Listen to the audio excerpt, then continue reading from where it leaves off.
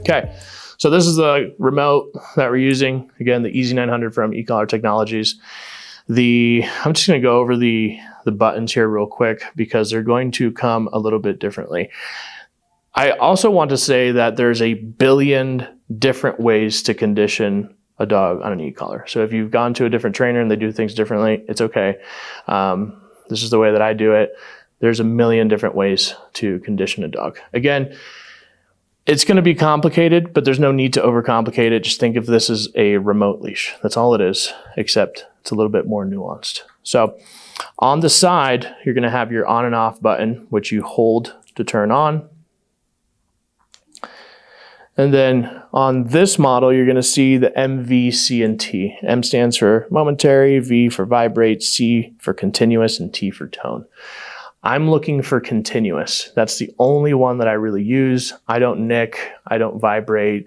I mean, I use all these for very special cases, but if we're talking broadly just to condition a dog, I'm always using continuous pressure. Think of the pressure on the leash. When I pull up on the leash, that's continuous pressure. That pressure stays there until the dog does the thing that I'm asking him to do. So a lot of these remotes, when you get them, for example, if I press this one, the V is the one that's turning on. So I want that to be C, right? So for this one, I would hold down the P and cycle through it until I get a C. Every remote's going to be different. There's always some YouTube video that'll show how to get your remote to a continuous level. So essentially, that's the only important part. Get your remote or the button that you're pressing to only do continuous. And you'll be able to feel it because the stem from the collar is going to be there until it doesn't. Most remotes have a fail-safe. I think this one's like 10 seconds. So if I were to hold this for 10 seconds, it would stem, and then turn off as a safety feature.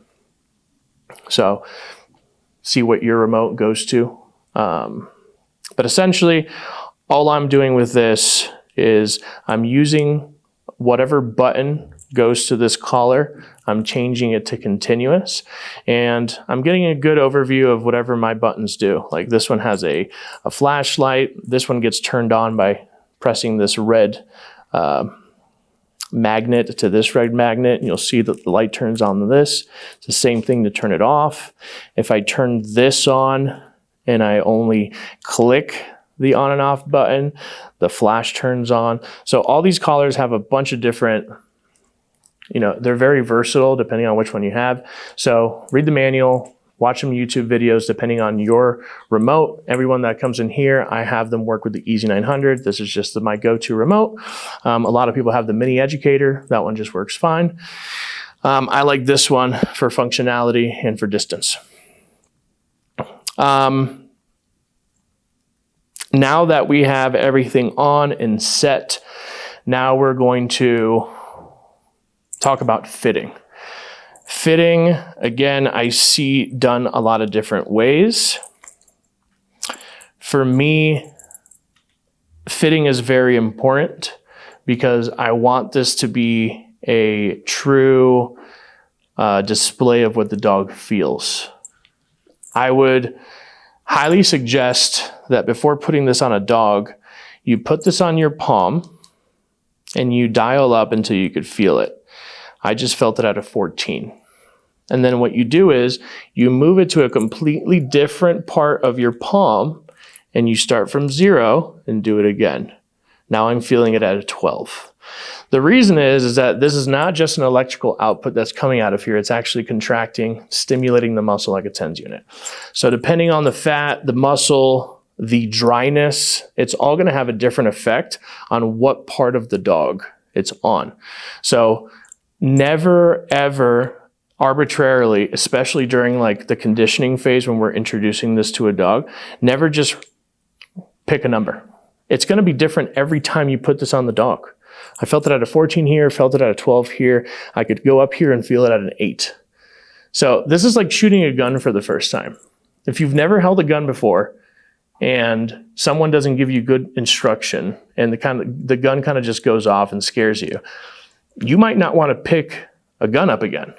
But If you go through the understanding of how guns work, if someone that knows what they're doing teaches you, then guns end up being really fucking cool. So treat this with respect because it is a piece of technology. Depending on your dog's temperament and personality, there's some dogs that I accidentally have nicked at a high number and they're like, huh, and they don't give a flying fuck.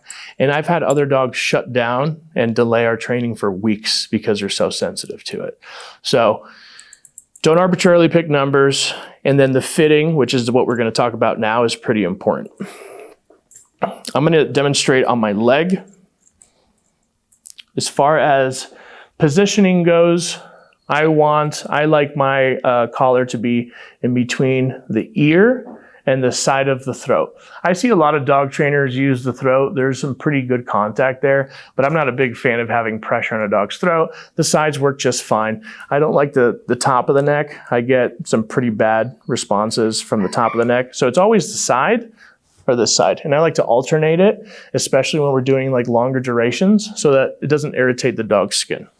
But essentially what I'm looking for is, I'll put it in and we'll talk about longer haired dogs. If you have a short haired dog and you're watching this, you hit the fucking jackpot. This is the easiest thing you'll ever do as far as putting a collar on. If you have a dog with hair, I'm sorry, you're kind of fucked. It's going to be a learning curve. For some dogs, maybe you'll get lucky. We'll talk about attachments here in a second. But if you have a short-haired dog, it's so easy. If you have a longer-haired dog that's not so long, you could use these contact points. These collars also come with longer contact points for longer-haired dogs. I'm not a fan of using those either because what happens is, because of the tightness and because of the points being longer, the force that comes down from the middle of the collar ends up pressuring the dog more, and it's just more annoying to the dog, or more uncomfortable for the dog. And I want the dog to be decently comfortable when we wear this. So I like using wings. If you go on the e-collar website, I'm sure the other companies have them too. They're wings, they look like paper clips. And so this is for longer haired dogs, dogs that have double coats. Those attachments work great. But if we're just talking about a short haired dog or a medium haired dog, what you want to do is, if there's a little bit of hair, you want to nuzzle it in there to get some skin. You come, you put it on, and then you grab this and you just pull back until there's no more give. That's it. Don't count the holes. The neck tapers. Every time you put it on, it's going to be different. Do not stick your fingers under this to check it like the manual says. Don't do that. This is the way that I like to test, and it's worked for years. You grab this box and you pull out. You grab the box and you pull out. There's a joke there somewhere. If it's just one less, look what happens if I do one less. I'm going to have some separation if I pull from the skin. You don't have that on the next notch. It's just there. Do not try. I'll see a lot of people wiggle it back and forth or wiggle it side to side. If it's properly fit, it'll still wiggle because there's fat on the dog's neck and it's just going to go with the dog's neck fat. But if it's loose, then it's going to move around. The dog scratches it, rolls around, and then all of a sudden we had the number here at a 7, let's say, and it moves to an area that's more sensitive, and now that 7 startles the fuck out of the dog. We don't want that, especially the first week. After the dog understands the e-collar, then we don't have to be so anal and paranoid about anything. But if we're using this for the first time on a dog, I want to be I want to respect the tool. That's all I'm asking you guys to do. So again, grab this, pull it back until there's no more give. You don't have to ratchet it down like you're moving a fucking U-Haul across the country, but it should not give you any give. Then you close it, and then to check to see if it's tight enough, you pull this box. If this box has no give, then you're good. From there, now we're going to find the dog's number. I personally, and this is a decision that I've made, I think I made it a couple years ago. My limit on numbers is an 8. Some people go to a 10, some people go to a 15. I think that in a very boring, sterile environment, which is where you want to teach this, so like in your like living room with no distractions, I think that every dog could feel it at an 8. Very rarely have I had to go higher than that. Sometimes, you know, some schizophrenic Malinois that come in here just don't feel anything, so we have to go a little bit higher. But if you're talking about your just classic pet dog, I think that there's no reason that a dog can't feel it at an 8 in a super neutral environment where it's just at a baseline. Now, if we're outside, that's a different story. I want you guys to train this in the most boring place. All of this stuff that we're talking about, when we start off, we're doing it in a boring place because we're teaching it. So I like to start at a 1, and I'll tap. This is what it'll look like if you could see the light on the dog's collar. So I'll tap, I'll hold, I'll kind of just fuck around with the button and just make up your own Morse code. And if you don't see a reaction, then you go to a 2. Now you go 1, Fernando, that's really low. I can't feel a 1. I've worked with hundreds and hundreds, over 1,000 dogs, and I have had about 4 feel it at a 1. So if I was a gambling man, which I am, I would bet good fucking money that your dog isn't gonna feel a 1. Guess what you're gonna start at? A fucking 1, because I'm a dog trainer, not a psychic.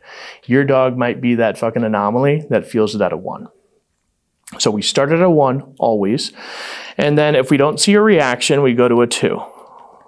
Don't see a reaction, we go to a 3. The reaction should look like this. Here's my Emmy award-winning performance.